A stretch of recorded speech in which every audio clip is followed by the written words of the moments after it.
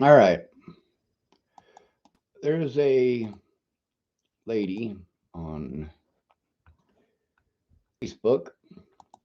There's a group that was started by a woman named Katie Cahill. Um, I suppose I should give an update since the last video. I did let the dog go to the bathroom, and I also waited a minute. Tried to go to Pumpkin Pantry when I figured the police would likely be too busy to show up. All right, so this woman's name is Cami Celeste Kennedy. There's a group that I'm in, and that group is called. I suppose I should take a picture of this lady's name, or of her face, just in case there's some sort of legal action that needs to be taken, because you never know when a psychopath is going to do something psychopathic. Now, this woman, she made a post 9 minutes ago that says, "Don't argue with psychopaths. You get them done before they can finish you." That's a psychopath. This right here, Cami Celeste Kennedy, that's a psychopath. Obviously, when people want to ask to be a part of a group that I've got, a group started by Katie Cahill, yeah, I do check now. When I first got the group, I inherited a whole bunch of assholes and a whole bunch of psychopaths. They figure, oh, well, he's ugly. He must be a psychopath. He's ugly. He must be a rapist. He's ugly. He must be a child molester. He's homeless. Nobody cares. Well, here's the thing. If you're talking about getting done, well, isn't that what were they trying to call that? Indirect threat. But is she qualified to call somebody a psychopath? I mean, obviously, she wanted to be a part of my group. And since there is important evidence on there, it's probably not a good idea to let people on, but sometimes people offer to help. Turns out most of them are fucking bullshitters.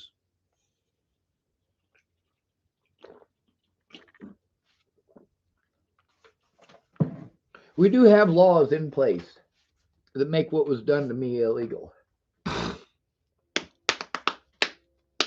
Just like murdering a black man has been illegal. It's been illegal. Making it more illegal isn't going to change the fact that it's already illegal. It needs to be enforced.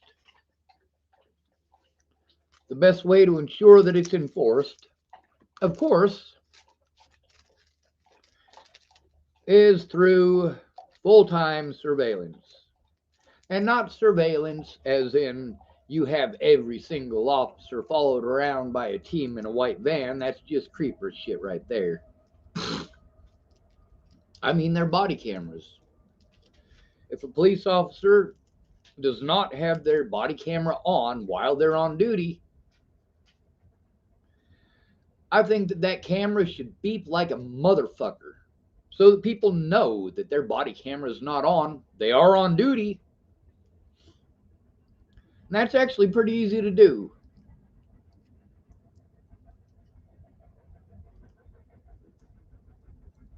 If you can make an alarm on a stove that'll let you know that it's on, then you can make an alarm on a body camera that'll let you know when it's off.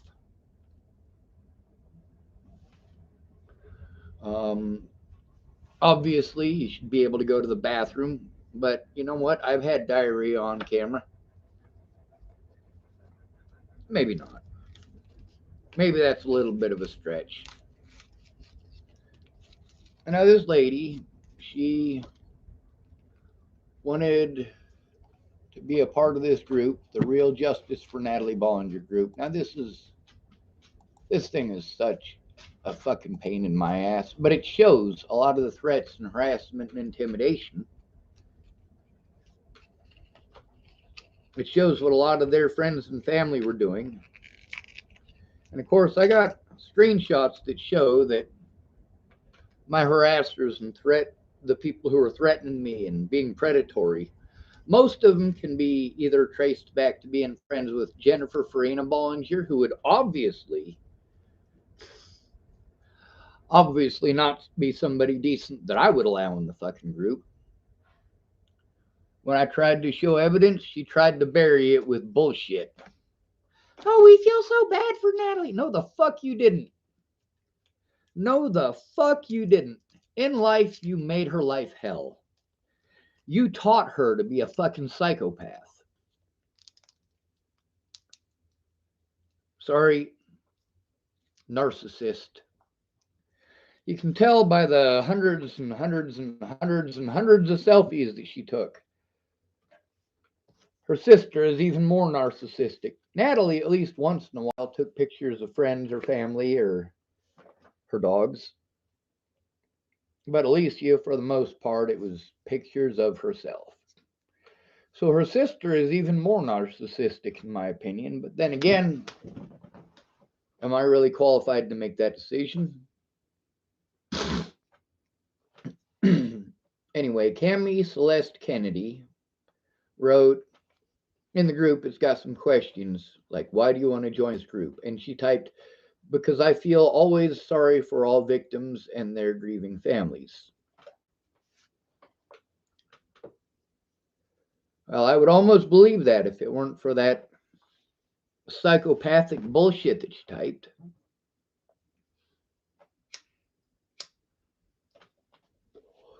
Now, of course, before checking her profile to see if she's a goddamn psycho, I did message her first. I typed, hi, I'm Sean Schwartz. You asked to join the Real Justice for Natalie Bollinger group. It was started by Katie Hill after the first site she made was jacked by the Bollingers. What is your intent? To show the truth or just entertainment? Chances are probably just entertainment. Ooh, I got a message.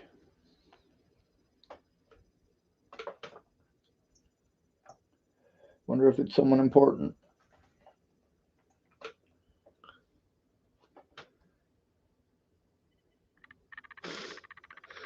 Like I said, I love my little sister. I really do like Ed. Tara just got a hold of me. We'd been having a discussion yesterday.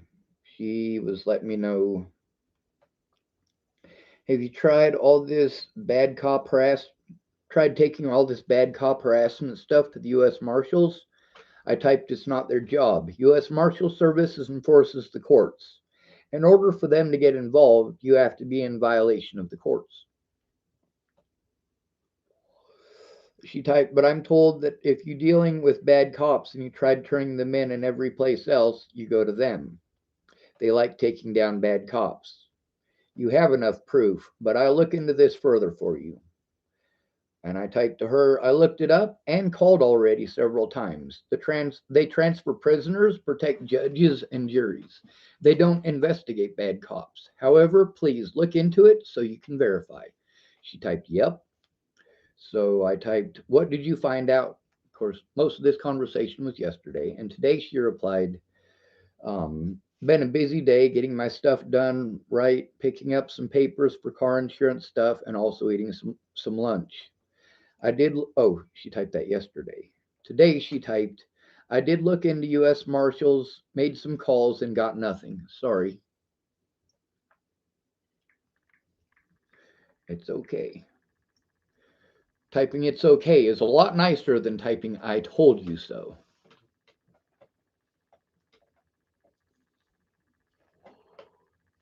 The thing with this group here is I invited everybody that I knew that was involved in the situation to this group. I've got 80 member requests pending. No, I'm not going to let these people join. I've had too many people going out of their way to destroy evidence already. They feel insulted or something that was typed really gropes their goat, so they make a complaint.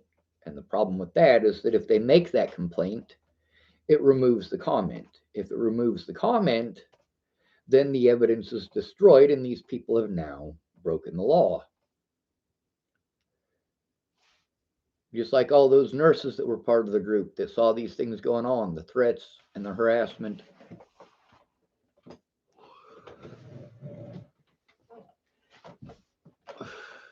These people went out of their way by the hundreds to do these things.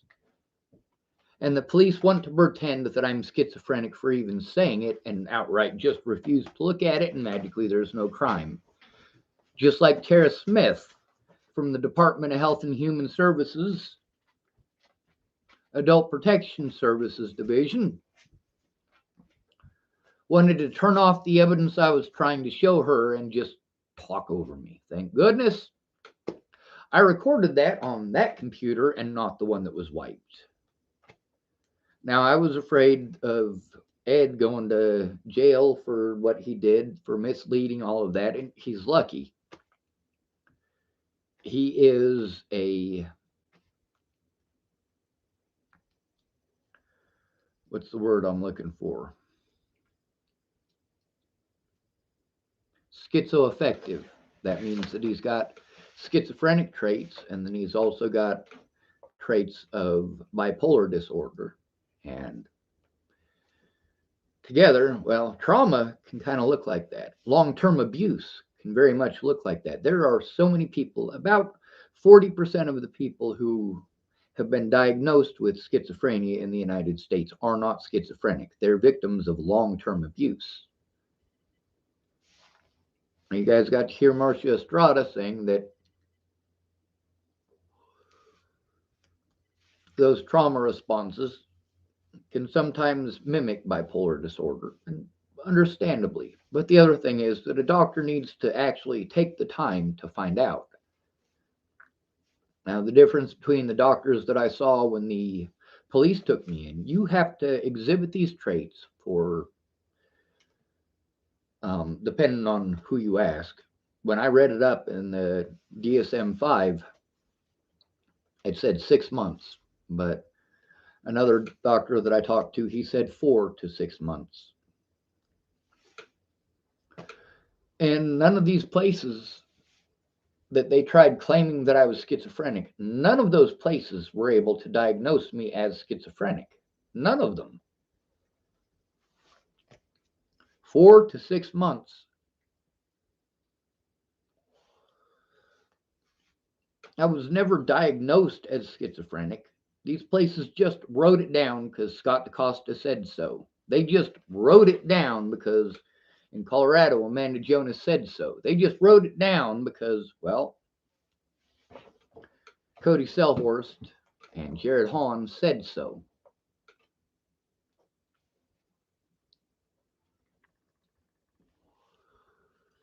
Obviously, you guys probably aren't going to be able to watch all of these videos because there are so many of them.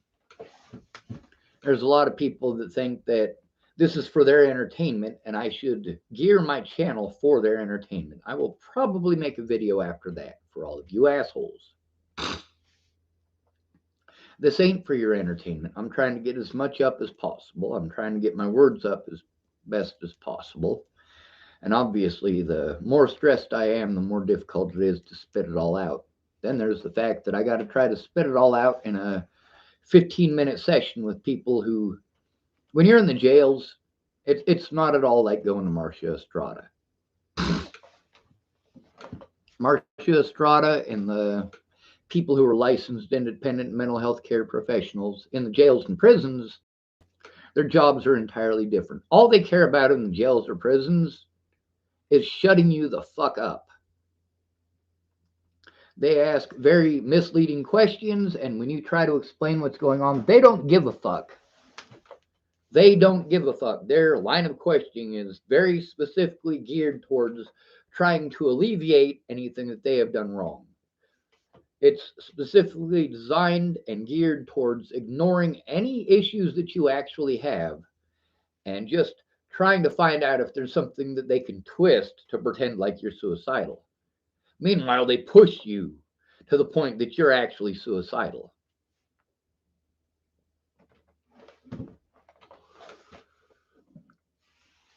Meanwhile, I should have been taken to the hospital. I was never taken to the hospital. See, in order for a doctor to be able to actually assess the situation, he's got to be there and present, and it needs to be a hospital setting. An abusive environment like a jail or prison is not the place. You are not going to get anything but a trauma response in that situation from someone who has been through so much.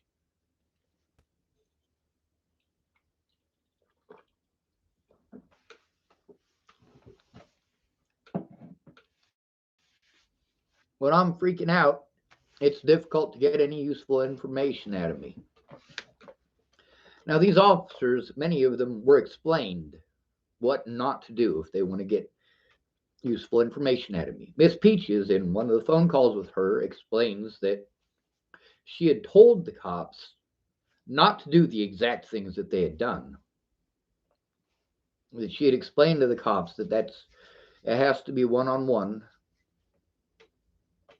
They didn't do that. They really were only interested in trying to peg me for the murder of somebody I didn't kill. Somebody who had convinced a whole bunch of people that I was a stalker for doing what she asked. I've posted up so much evidence that I did as she asked.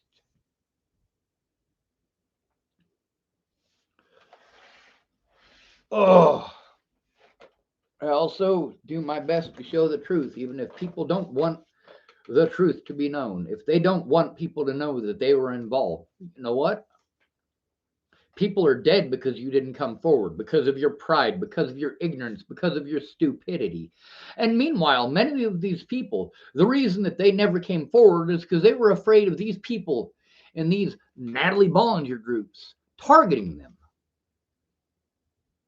Over and over and over and over, people are throwing me away and deleting their accounts or having their accounts hacked or having their accounts harassed repeatedly until they have to turn them off. Or people want to go on there and claim that it's not really them, and then they got to get their ID out and send it all to Facebook and say, hey, pardon me, I'm really me. I'm really who I say I am. Now, with a lot of the homeless people, that's all of their friends and family that they're able to get a hold of. Our phones. It's not always easy to keep a phone on and keep your phone number.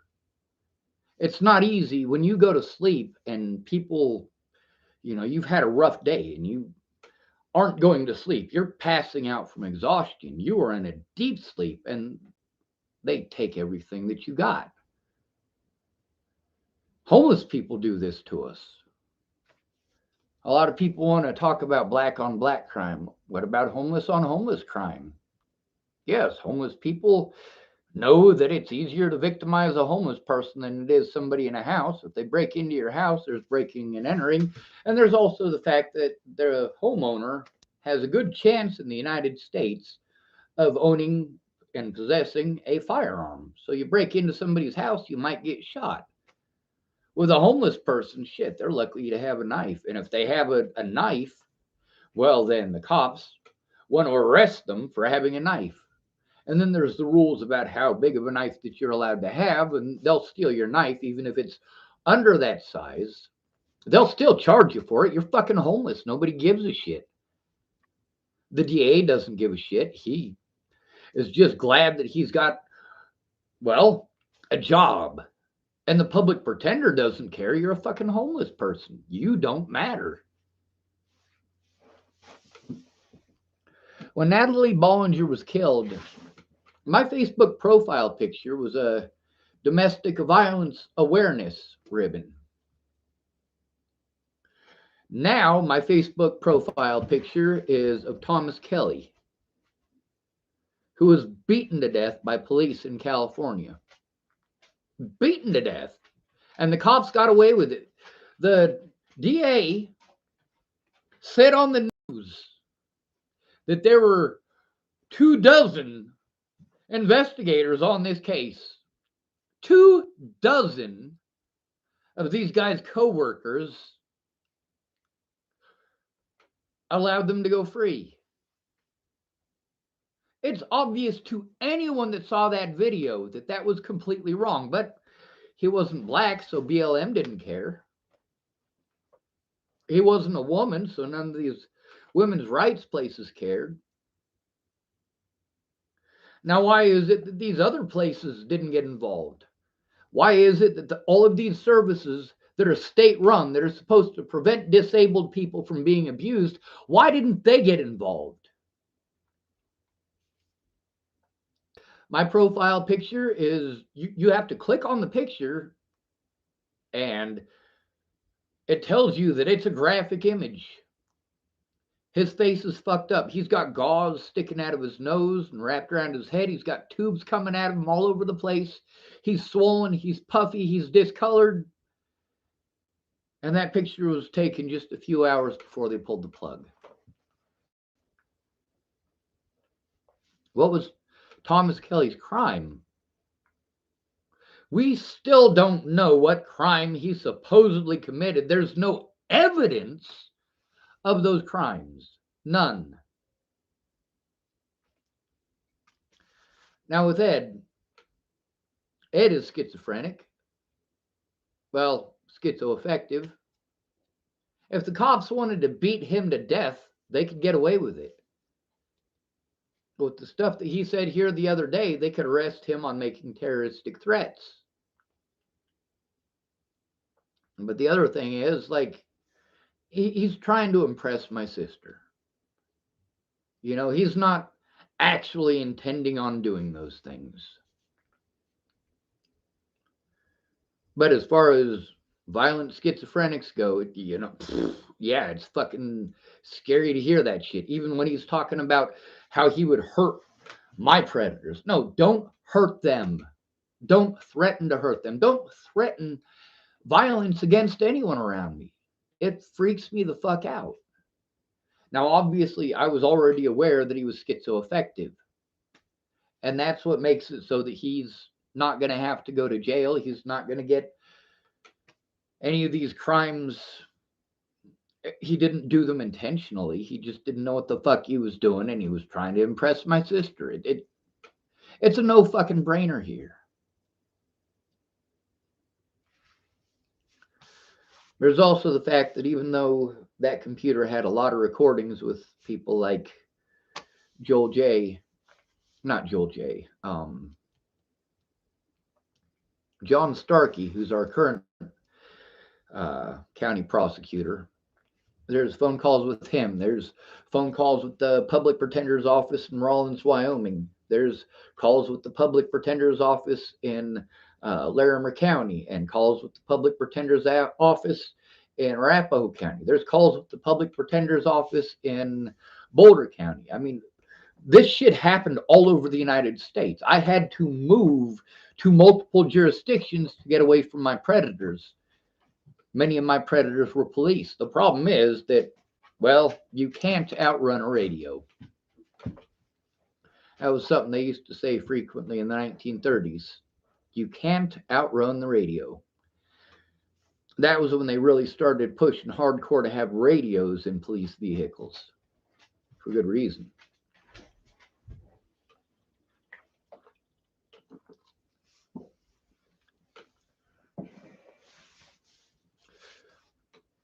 Now, when I say help me or kill me, I do mean it. I need actual help. I need people to actually speak up. I don't need a bunch of fucking web sleuth, nut job, goddamn armchair detectives being fucking snatch rags and trying to destroy evidence. Fuck no, I ain't having it.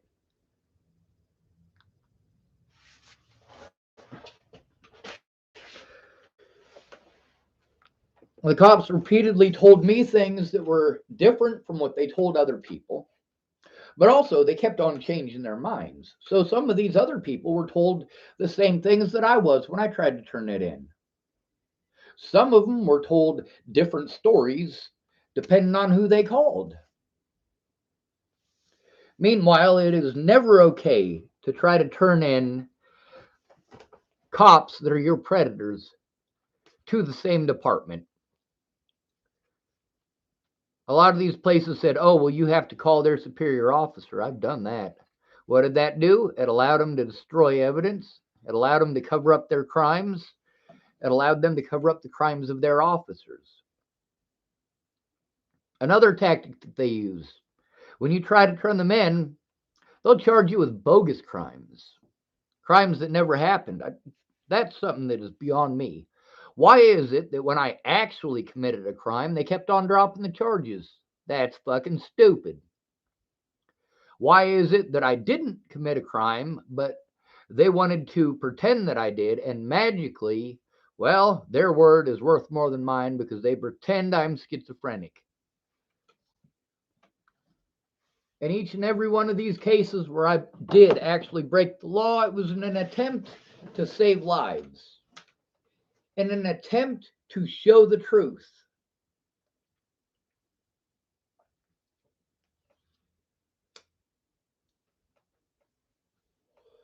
A lot of people who were friends of mine for years wanted to throw me away because I changed so drastically.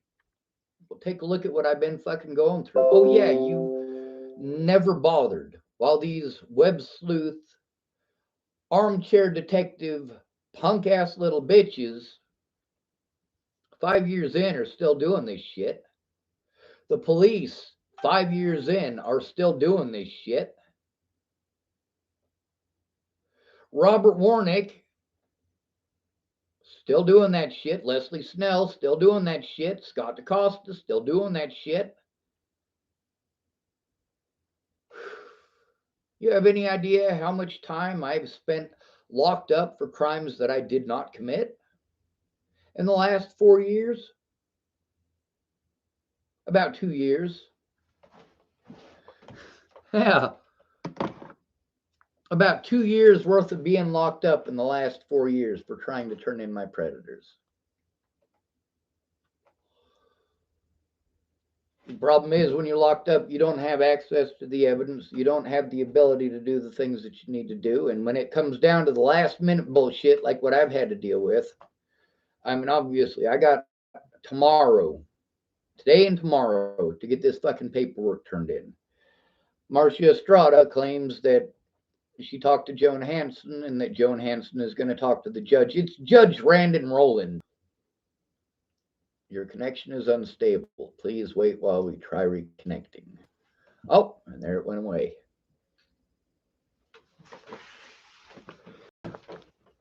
Obviously, there's times in my videos where I'm able to maintain. I have to do something called normalizing. That means I have to pretend that I'm like you. I'm not. I do this with my eyes a lot. The more nervous I am, the less easy it is to control because I have to pay attention to it at all points in time. If I'm on video, if I'm out in public, I have to control my Tourette syndrome so I won't get shot because some fucking idiot with a goddamn badge and a gun with only 6 weeks of training thinks it's okay to blast you because you must be a druggie. Let's kill them some bitches.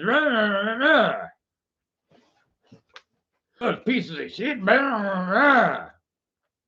And we get to hear all sorts of videos where cops were being recorded and they didn't know they were being recorded.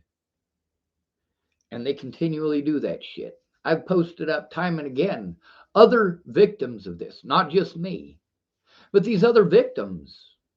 They had a lot of things that I didn't. Most of these victims weren't accused of horrible shit like what happened to Natalie. And we got to get to these things like Rob Gavigan's channel and Anna Solves. These people go out of their way to twist and contort it for the entertainment so they can increase their ratings and get more money. So they're not interested in the truth. They're interested in spinning a yarn. Meanwhile, fact is stranger than fiction. Sean wasn't trying. Sean wasn't trying. Sean wasn't trying. I went to every court date until I was illegally prevented from going to my court dates.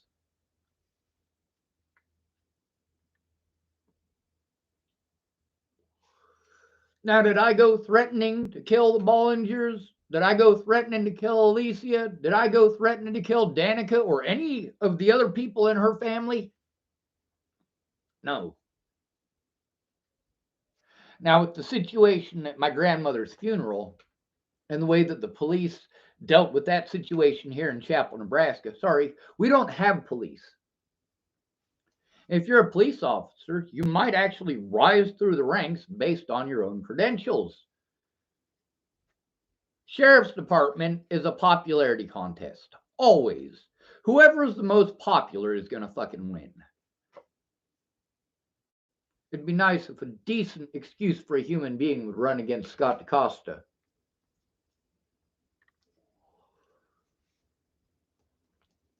Matter of fact, if I'm able to get all this shit cleared, probably ain't going to happen. But that is a terrible excuse not to fucking try. I'll run against the son of a bitch. Of course, it won't be necessary because he'll be in prison.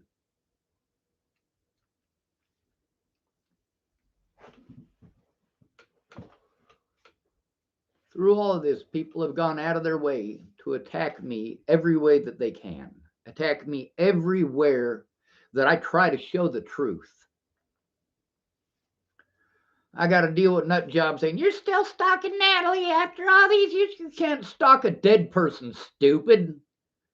You can't stalk a dead person. Obviously, that post was about me. Obviously, it was bullshit. And obviously, I have every right to show the evidence that it was bullshit.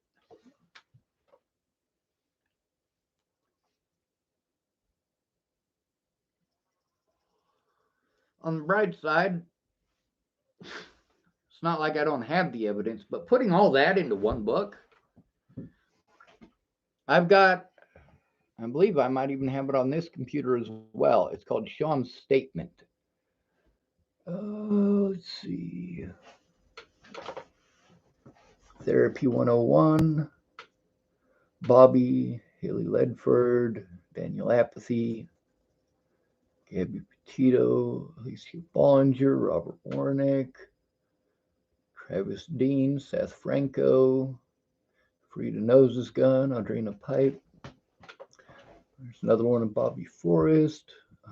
Here's one about my grandma's funeral that I just started because I'm not sure how much of the stuff from my grandma's funeral was on the computer that Ed wiped. Let's see. It might actually be in one of these file folders, but for the life of me, I don't know which one it is.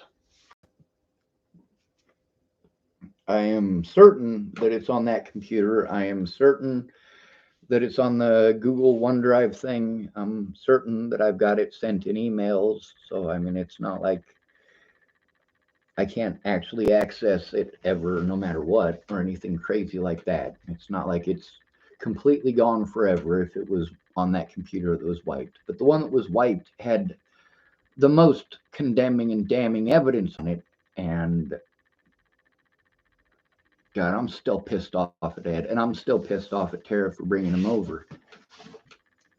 Now, the fact that I already knew that he was schizoaffective, or was fairly certain of it, that will allow him to get off. Thank goodness. I don't want him to go into jail for being such a fuck up. You know, I've fucked up too. You know, all I ever wanted from these people, I don't want them to go to jail. I just want them to tell the fucking truth. Obviously, that is not going to happen.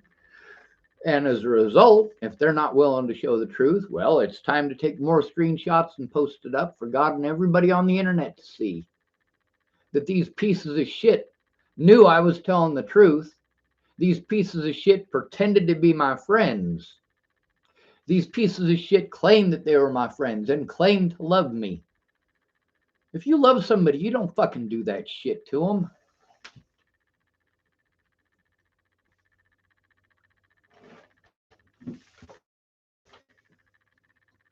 Of course, I did some of those things back, didn't I?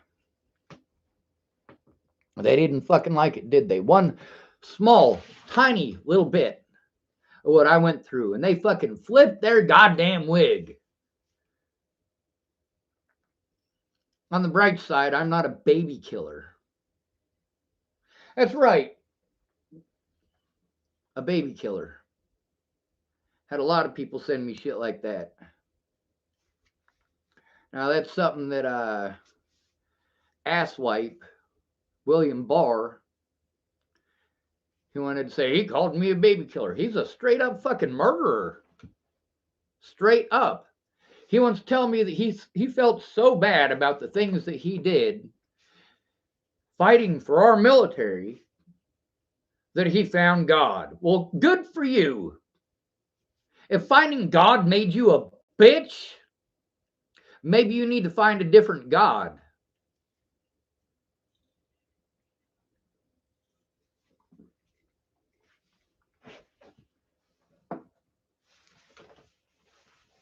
The issues that I had with Martindale's was all based on the fact that I believed what William Barr had told me. Now, obviously, based on Richard Martindale's experience and Richard Martindale's continually coming up and talking to me and inviting me over and so on and so forth, obviously, the situation that William Barr had tried to present was fucking bullshit. What are the chances that William Barr was actually the one that talked Justine Marks into not helping me? What are the chances of that? I'd say they're pretty good, and we need to ask Justine Marks, aka Justine Martindale.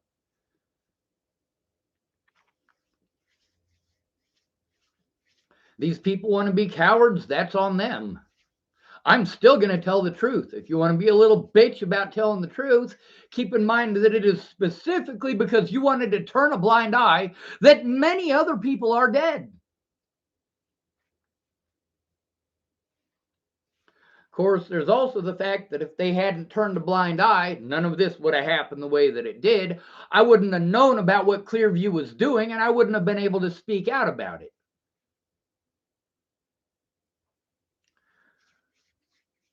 The two situations that I had to deal with that were the biggest before they found Natalie Bollinger's killer, of course, were the situation at Clearview and the situation with Waylon Lolatai. And both of those have been proven to be true. The things that I said about those people and about those places turned out to be true. And yet still people want to pretend that I'm schizophrenic. But then there's the other part, the body cameras. Why is it that they pressed false charges on me? Because they wanted to gain access to my internet stuff. Meanwhile, I had already freely given that shit to the detectives in Natalie's case. They didn't have to assault me and feign an assault in order to do that. In every one of these cases where I was trying to make a fucking police statement, trying to turn in my fucking predators, this is the fucking reaction that I got from the cops. Turning off their body cameras and writing whatever the fuck they want. Over and over and over again. I got people like Laura Nelson telling me, well, I'm afraid for my son. I got people like Candace Bondurant saying, I'm afraid for my kids. I got people like Miss Peaches saying she's afraid for her kids. I got Mandy Hughes saying she's afraid for her kids. And then I got Cara Rogers, aka Cara Mia, sending me messages about people are sending her hate stuff and claiming that people were sending her pictures of her son with a noose around his neck. I've never seen any evidence of this. She said that she posted up that picture that people had sent her and that she had gotten put on a Facebook ban for it and she had to use her friend's account.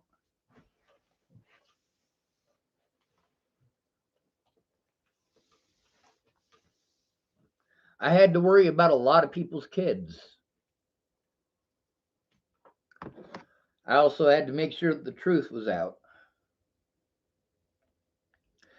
Now, the reason that I attempted to commit suicide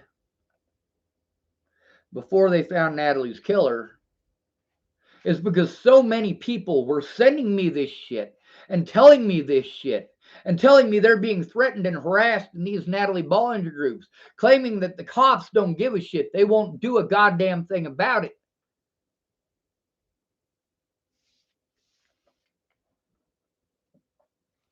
Meanwhile, I was trying to show the cops I had to go in by myself. I needed to go in with the witnesses. I needed Mandy Hughes to go in with me and explain that I'm telling the truth about these situations.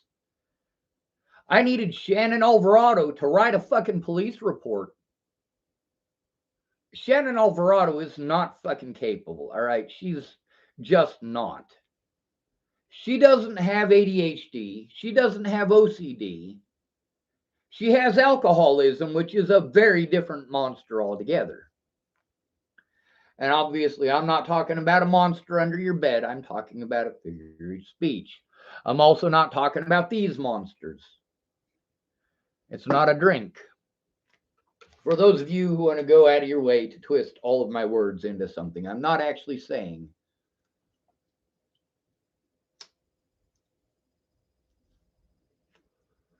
There's a bee over in the window, or a fly. I'm not sure which, because there's a blanket over it. But every once in a while, it attracts my ADOS, attention deficit squirrel.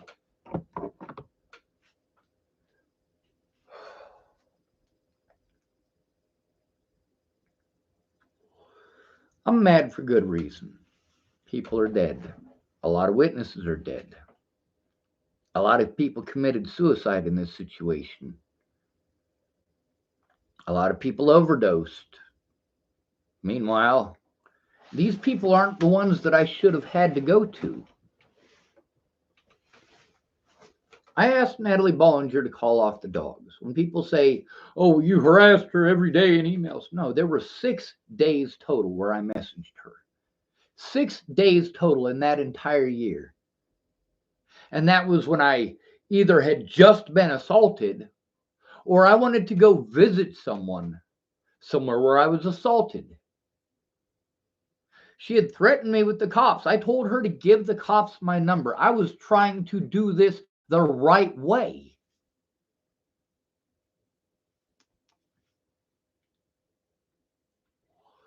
The Bollingers and their friends and family kept on getting onto my YouTube or getting onto my Facebook over and over again, thinking it was okay to get on there and harass me and slander me over and over again. This isn't just Natalie Bollinger's mother who did this.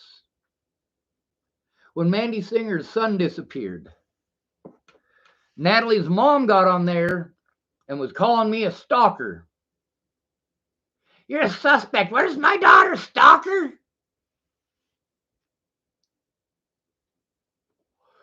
Well, she had Joseph Michael Lopez blow her head off. Where do you think she is?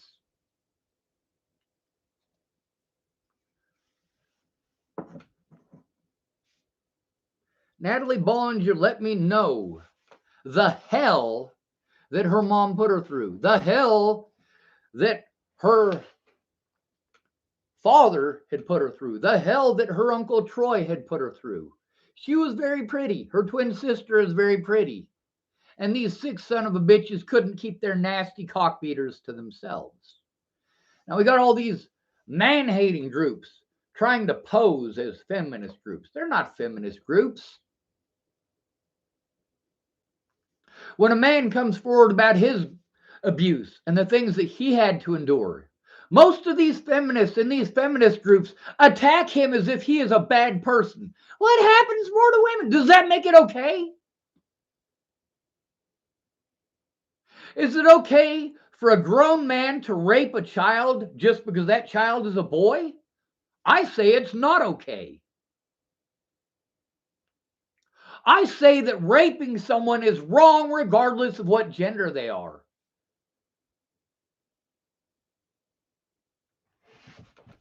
I say that police brutality is wrong no matter what color you are. And I say that we should stop paying taxes to people who aren't going to do their fucking jobs. Public pretenders do not defend you.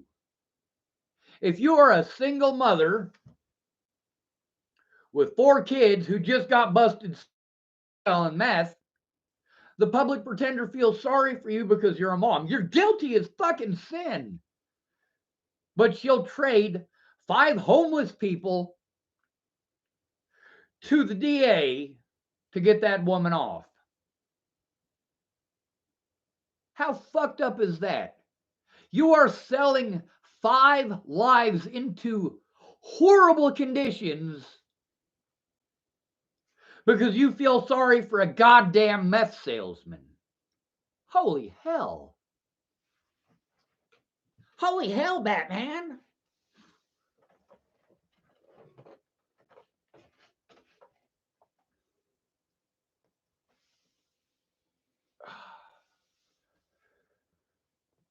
So getting a lot of this stuff from the internet, getting it all compiled, getting it all put together, going through all of this stuff in my, what is it, Google OneDrive? What is it called? Google Cloud, Google, yeah, it's OneDrive. But we're talking about thousands of screenshots just in this. And then there's the stuff that I wasn't attached to Google OneDrive, or the device I wasn't able to figure out, or there was no internet access, and all sorts of shit like that. Here's a picture of Officer Abel Ramos and Officer Jenny Paddock. 2 cops that I actually like. Neither one of them are cops anymore, from what I hear. Let's see. There's some pictures. This is right at the very beginning. Here they are. Copy, and we'll paste it over here so that I can actually put Jenny Paddock and Abel Ramos as my profile, or as my picture for this. These are 2 officers that I very much like, that I very much have a lot of respect for. I've played Frisbee with Jenny Paddock. She was a bike cop for a little bit. And all right, so one day she's riding across the lawn there at the Boulder Public Library on her bike. You're not supposed to do that, but if you're an officer, you're allowed. And she's riding across, and Mobley goes to throw the Frisbee. Mobley died last year, by the way. He broke his neck trying to impress people at Boulder Creek. But Jenny Paddock, she's on her bike and reaches up and grabs that thing while on her bike.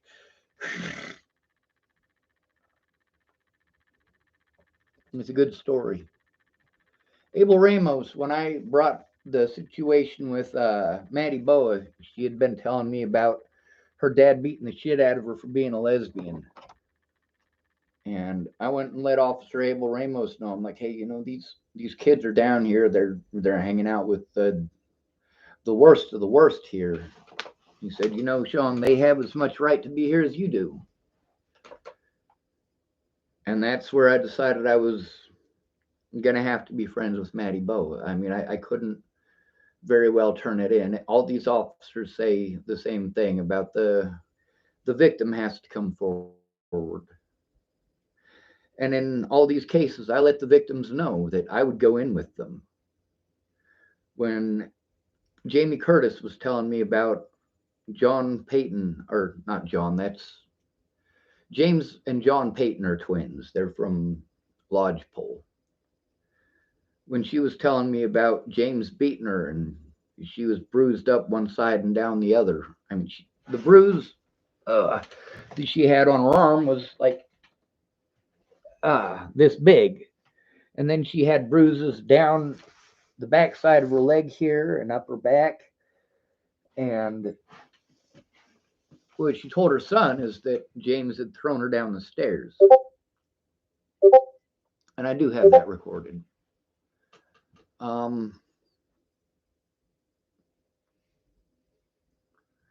Jesus, I don't know how much I'm able to get across. A lot of this is really complicated because there's multiple situations. For me, trying to turn in what Ted Bollinger and Alicia Bollinger had done at my grandma's funeral, I had to go into the cops on at least, I want to say, 4 or 5 different occasions. And that's the thing with me and Molly Smith. When we went in, I was trying to turn in that situation with Ted Bollinger and Alicia Bollinger again and try to get them to actually fucking write a report about it. When you try to turn in bad cops, all they got to do is charge you with some bullshit crime, and magically it makes it okay. Magically they get away. That's abuse of power. They used the power of their position to have you illegally incarcerated because they had to lie to have you incarcerated. And then magically nobody listens to you. They tell them that you're schizophrenic, and pretty much everything that you say after that, nobody fucking hears.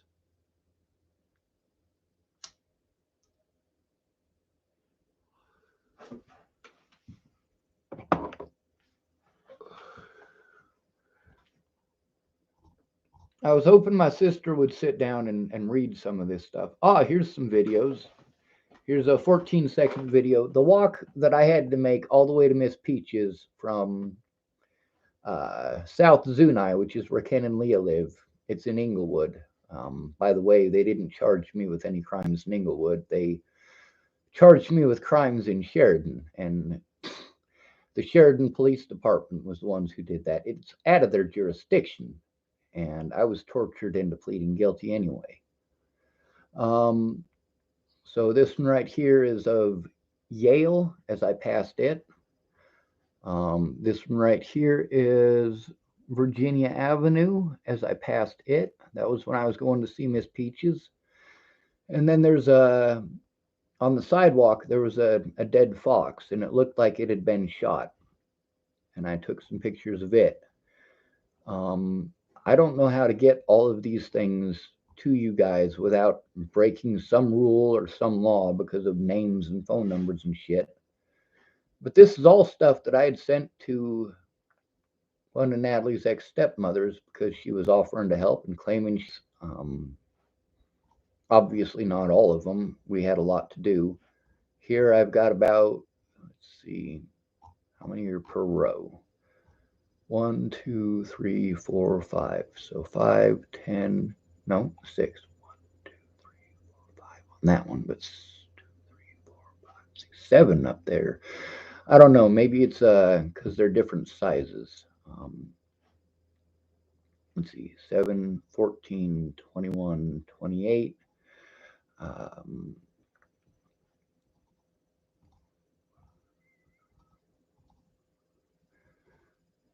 12 more rows. And then there's Nat Shelley and Miss Jerry, and see, who else do I have in here? I got a lot of stuff. Oh.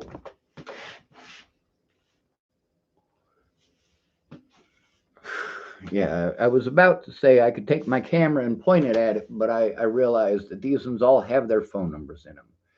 This one says Miss Jerry's phone number. The one below it shows Miss Shelley's phone number. The one below that, they show Miss Danica's phone number. And even though Danica and Shelley both had let me know that they no longer had those phones or phone numbers, they still pretended like I was trying to give out their phone number when I posted it up. Obviously, I didn't post up any of the stuff with Miss Jerry's phone number because she didn't tell me that she didn't have that anymore. Here's some from Natalie Bollinger. I'm actually going to begin a, let's see, new folder. At least I know how to do that. Natalie, when she was pretending to get protection order. Now, another thing is, Natalie was telling some pretty fanciful fucking stories. It's pretty obvious that she was delusional. Now, her delusions were drug induced. The quantity of heroin and meth that she was using, yeah, her perception of reality was completely fucked. Now, let me see. Nice. They are copying. So I can send this to a friend of mine to show the truth, and hopefully she's able to get it to who it needs to go to.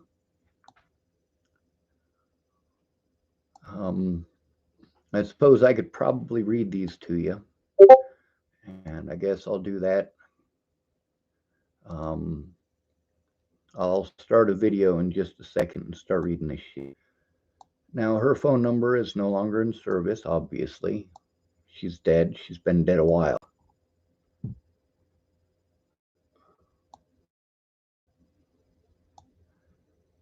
So, anybody who wants to call it is fucking. Wow. This is all of our messages between me and Natalie from the very beginning.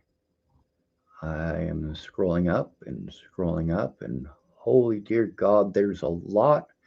There's the picture that I sent her, the ones that people wanted to claim I was a psycho for saying that that was for her mother. It was actually for her mother. All of this shows that the whole time that I was in Virginia, we were friends. Before I went to Virginia, we were friends. We didn't become friends until she was 18. Me and Maddie Boa were kind of friends before then. Holy shit, I am still scrolling.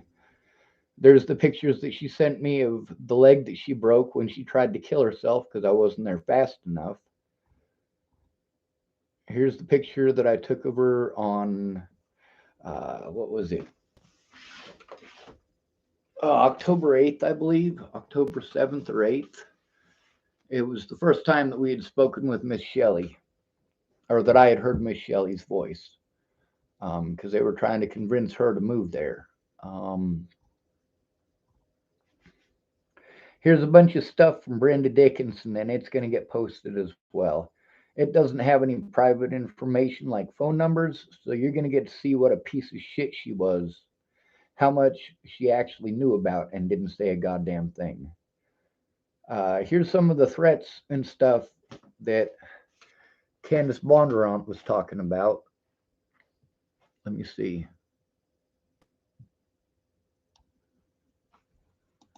Right click. Oh, no, that's the one that I just made. New folder. I'm pretty sure that the one that I made on Candace was on the computer that got wiped. Luckily, I have these here. I've also got some stuff from my friend Anna Hunka. I'm so here, Rubber Ducky Anna. She called me Rubber Ducky. That was her name for me. The reason for that is because when she wanted to relax and take a bath, she would go get a beer. She'd hop in the bathtub and she would call me.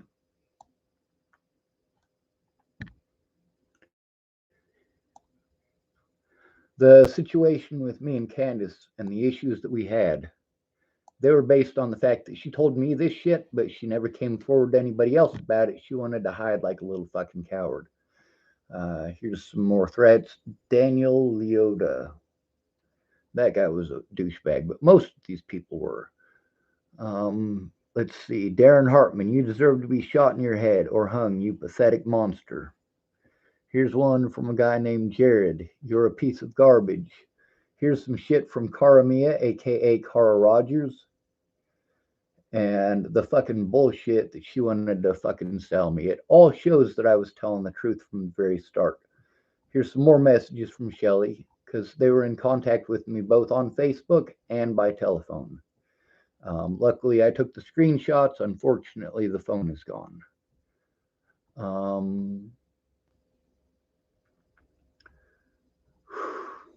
Holy shit, there's a lot. Here's 5 different videos, each one of them between an hour and 15 minutes and an hour and 59 minutes long. No sound. No, there's 1, 2, 3, 4, 5, and I scrolled up and there's a 6th one. So there's 6 different angles of that situation. And Then there's the situation where I was dropped off from Clearview, and they had dropped me off at the Stout Street Clinic where I was supposed to be able to go to my appointments and get help. Now, I'd already been to the Stout Street Clinic by this time. Laura Nelson and her husband, David Nelson, were involved in that. They took me to the Stout Street Clinic previously, and when I went to Stout Street Clinic, I was pretty sure that I was supposed to be seeing my therapist, that they had assigned me there. But it turned out it was a dental appointment, and I didn't need a dental appointment at that point. Let's see, this is all in Denver because I was forced into homelessness in Denver. Took a picture of a rabbit on the lawn of the Capitol building there. The Starbucks that I was at that point in time. Here's some more stuff from Candace. I didn't have anywhere else to go. Oh, here's one from Cara Rogers. She types, I was being harassed by a guy named Mike Boudet. He wanted me to do an interview for his podcast, but he is known to turn it around on people. He was actually trying to blackmail me, so I'm off Facebook. Let's see. Here's one from, I believe this is while I was in Virginia. She typed, this is from Natalie Bollinger. She typed, I can't really sleep. I tried. I typed, that's where I've been for the last year, panic attacks and such. At least I'm not in severe pain. I'm fine with chatting all day too. The boy called me the other day. It put a smile on me. You do the same. When I talk about the boy, if I'm talking about Laura Nelson and I talk about the boy, I'm talking about her son. Any other time that I talk about the boy, I'm talking about Jamie Curtis's son. I mean, the whole thing for my birthday, that was all Natalie Bollinger's idea, or Alicia Bollinger's idea. Natalie Bollinger was pushing heavy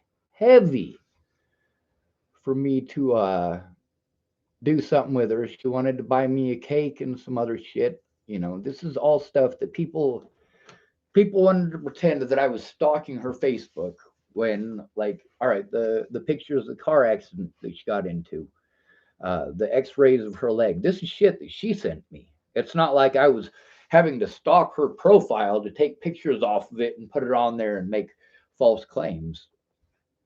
There's also a few other pictures here, like the pagoda itself. I've got a picture of the actual pagoda.